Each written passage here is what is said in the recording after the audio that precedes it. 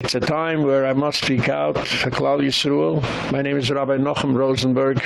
I built mikvahs all over the world, and I was also the person who stopped the magefa that the malamdim used to touch the children. They used to abuse them sexually, and I stopped it. And even though everybody said you won't be successful because you're not a reputable rabbi, you're not this, you're not that, I told them, listen, I have somebody who's guiding me the whole time, and that's Melech Malcham Luchem HaKudosh Baruch Hu. If I lose, then he's going to lose all these children. And Baruch Hashem, I won. Not Stam, I won Bagadol. It's a worldwide movement. Anyway, I know in Lakewood everybody's worried that it's going to be a protest. We have to start understanding why does Hashem do all this? Because Hashem is giving us a wake-up call, we should repent. The Rambam says, in the Teuchach it says, if you still won't understand the message and you'll go with me Bekeri, then I'll still go further. So the Rambam says, what's Keri? Keri is a mikra. You think, it just happened. Don't underestimate the fact that they're coming to Lakewood. I want to talk a little about Lakewood. There is a person there, his name is Tzvibeli. He has a Radu Erev. He came from France. He wanted to make an easy buck. He got into the Erev business. He calls himself Radu Erev of Lakewood. Now, the one who turned Lakewood into a Jewish town was Rabbi Aaron Kotler Zeicher Tzadik Livrucha. He did not want an Erev. He held that an Erev you can make in your backyard, but you can't make it on the street. The street is a Rosh Hashanah der Reise. Rabbi Feinstein and 200 other Gedolim wrote the same thing years ago. So what happened now? Rabban's story is boot already? He's not alive anymore, right? So this Tzvibeli came, he's not a roof, he's nobody, he makes Erevs. Now he also goes around and he makes mikvahs, but not mikvahs. He can't build a mikvah. What he does is he goes into every mikvah and he says, I want to sell you a filter, it's only $5,000 and you'll never have to change the water. I want people to understand that when you have these kosher filters, they don't take out the germs of the water. They only take out the physical dirt. So the water looks good. But there's still the germs are in there. I have documents that tell you all these things. And in the big Lakewood mikveh, where the women immerse, they hardly ever change the water. The water was there for years, for months for sure. He told me a year or two. One day I was there, and a woman tells me that she had 6 miscarriages. I said, I'll tell you why. Give me a minute. I go in and I take out from the water a cup, and I told her, go to a laboratory and test this out. And guess what? The germ that were killing her children was in the mikvah. It was not clean. All it does is makes it look good. It makes the water look clear. So I beg to get out of this job. You shouldn't do that. If they don't let you change every week, at least every week, leave the job. He didn't leave the job. Then he went into other hechshayim business. It just takes time until God takes them off. So there's a Rabbi Lenkri. He had a bookstore in King's Highway. He asked me that he has a nephew. He wants to build a mikveh. He built a shul for his father. He came from Morocco, and he wants to build his father a shul. So when we went to talk about building the mikveh, I don't take any money. I don't need anybody's money. He said, I'll build you the most mechudedike mikveh in New Jersey so that everybody can use it. And guess what? Rebelli and his group came there. They took $5,000 from him, and what they did is they destroyed my whole system that I made, a barzri and everything. They said, you don't need all this. All you got to do is you put in these 2 filters. This is a shame, because beside of which, whether it's halachically accepted, his filter or not, makes no difference. But how do you walk into somebody else's property? I worked there for over a year, on and off, not getting paid, made the most mehudedike mikveh. Rabbanim came to see it. He walks in there and he gives a hechsher and he puts in his filter, which Merav, a lot of the Rabbanim are against it. That's Genai, the Gezeil, and everything. And then we have a question to God, hey, what's with the corona? Why are you killing the Jewish people? You are treating one another like you were animals. Animals from the zoo, Genai, the Gezeil, and everything. Plus giving a pasla mikveh for women who wanted to have a kosher mikveh. There was a Reform rabbi with a shul across the street, and he was so impressed with it. I showed him everything about the mikveh while I was building it. He says, I'll give a lecture in my shul that the women should start using the mikveh. Do I need reform? Women should come and use a mikveh with the filter which I hold it's not kosher. I and all other hundreds of Rabbanim. What is going on here? Tzvibeli, they're worried that the rioters are coming to Lakewood. Let them come and let them make a big riot there, and then you'll see that God still runs the world, not Tzvibeli. Unbelievable what he did. I didn't take any money from this Lenkri. I said, I don't need any money. Baruch Hashem. I came down, worked there, bought workers. On the roof, I put a certain piece of wood. It should be good, l'shita sarayvet, and the guy slipped off the roof. He would have fell down down 3 stories, he would have been dead. That piece of wood saved his life. So many nice things that were happening there. Here comes a few chayas, animals, and they walk in there, they said, we'll give it to you for $5,000. I didn't even take car fare from him because the mikveh shouldn't be too costly. He took $5,000. Unbelievable. This is such a genaiv and everything that you want to name it, that it doesn't even make sense. There were other people also who I built mikvahs for. Nobody plays games. And this Lankry, he thinks just because he has a few dollars, he can do whatever he wants. He's making a big mistake. I knew people who had more money than him, and now they're begging for food. This is a contract. He breached a contract, and he didn't even tell me. He says, I have Rabbonim now, they're taking care. They're not Rabbonim, they're nobody. So this is something that if you're not going to straighten out, there's no God to call to. God says distinctly with the Nuvi, with the prophet, if you do all these evil things, even if you call me, I don't listen to you. I will not answer you. In the Haftorah that we read on Shabbos Chazoin, how can they make a native in a city where Rabbi Aaron did not want? He held it was a Chilus Shabbos deraisa. How can they do such a thing?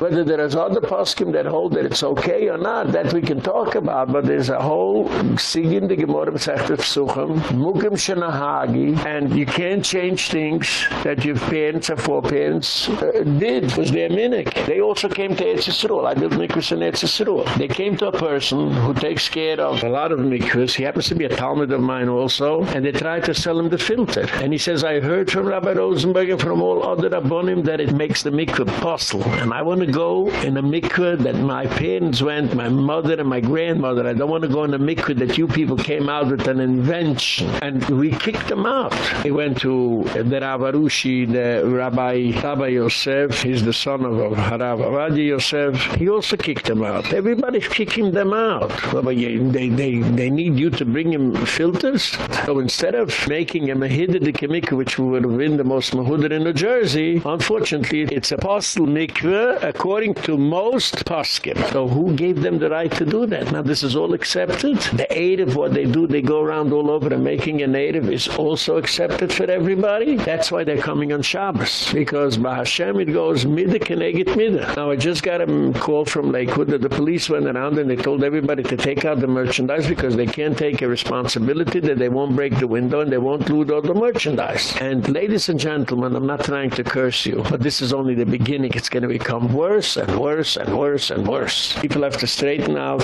I'd give a shayrim on mikvahs when they're not kosher, especially when you didn't build it. If somebody else built it, I'm not there to say anything. But if I built it and it was a Tanai Koidim Lamasa that over there you can't have it, how do they go in there and they do it? Now, Mr. Lankry, the one that built the mikvah, the rich man, I didn't even take the car fare from New York to New Jersey. They come in, $5,000, shell out his money, and it's probably on a contract because you have to check the filter and you have to check the waste. It shouldn't accumulate. This is riches, genaiva, and whatever you want to call it. Plus giving women apostle mikvah. Well, understand what's going on here. It's unbelievable. Now, these people also went to Crown Heights. They wanted to sell them the filter, and they didn't want to buy it, but they made a native in Crown Heights, and everybody's carrying in Crown Heights when the Moshe said it's a Rishis Rabban Deraisa. So the Rabbonim told them, we don't want you to make a native. So they said, we have nothing to do with you. We're going to make it, and whoever is going to want will carry on it. Unbelievable. Now we're starting to figure out why Hashem is so fuming, and we're starting to figure out why there's so many dropouts in Lakewood, so many people are not successful in Torah, so many drug addicts, so many OTD people. If the mikvahs are not good, then nothing is good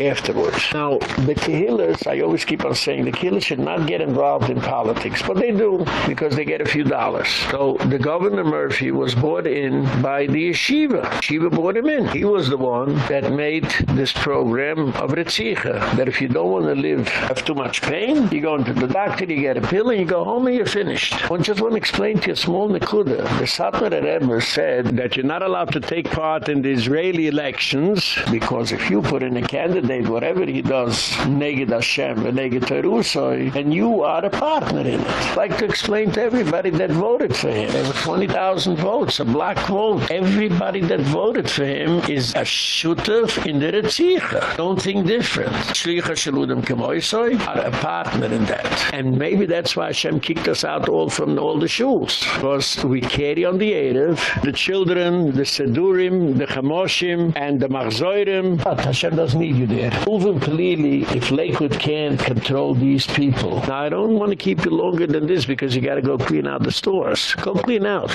Maybe we'll play a trick with God. We'll say, we are not going to listen anymore, but you're going to send Goyim to make a protest. Then we'll clean out everything and then we'll bring it back.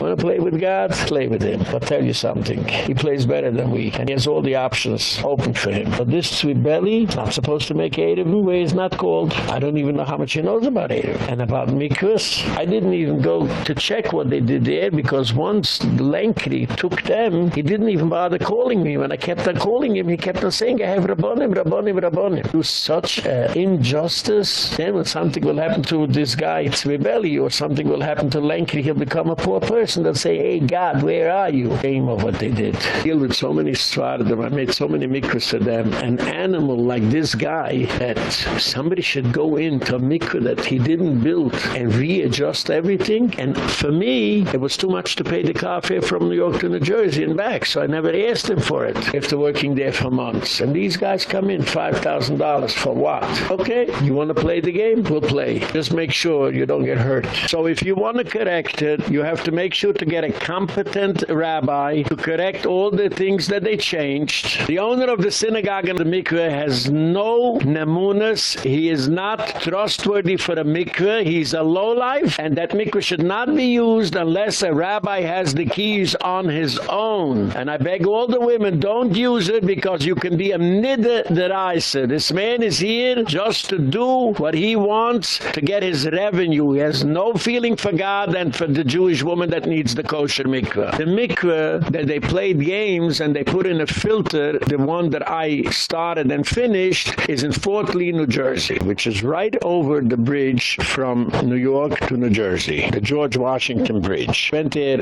almost a year's time on and off until we got everything together, and then that mechutzev has a nerve to go to other people who are not even recognized as Rabbonim that came and sold them for $4,000 or for $5,000 machinery, not sanitary, just makes the water look good. Now when he asked me how we're going to clean the water, I told him one of two ways. He told me what a big billionaire he is. I said, you know what? You change twice a week. Poor people, much poorer than you, change the water at least twice a week. But then they came and sold him a bill of goods that $5,000 is going to clean. It doesn't sanitize, might look clean, and now they probably have a contract to come and visit it every year, and then they come and they say, it's good, it's good. What kind of rotzchem are they? Now, somebody told me that these rotzchem went to Toronto, to Lubavitcher Mikveh, and the rabbi didn't want to get it. They didn't want to take it, because Lubavitch uses regular filters. You know what they did? They threatened, if you don't take it, we're going to say your mikveh is dirty. These are youngsters, gangsters. They have to be stopped. Now, the only way to stop it is, I can't run all mikvahs in the United States. The only way to stop it is to explain to every rov, if you have these filters, it has serious shilas questions in the halacha if the mikveh is kosher or not. Now, Governor Murphy of New Jersey turned his behind on Lakewood, and he's the one that didn't let the National Guard should come in because Democrats, they want to make sure that Trump is going to lose, and it's all for the few dollars that a few people who sit in the office get. In other words, the average young man that sits and learns in Kollel doesn't get any of this share. It's only the Kotlers